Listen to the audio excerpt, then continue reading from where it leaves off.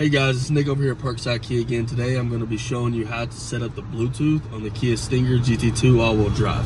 So first what we're going to go to is we're going to swipe the screen to your left, then we're going to go to Setup, then we're going to go to Device Connections, Bluetooth Connections, and then we're going to add new. Turn Bluetooth on. And then we're going to go to our phone. Search on your device. Select the name that matches. And we'll go to Settings, screen. Bluetooth, and it'll pop up down here at the bottom. So we're going to let it pair. And then I'll allow it to sync my favorite contacts. So there you go, you have it. We are connected.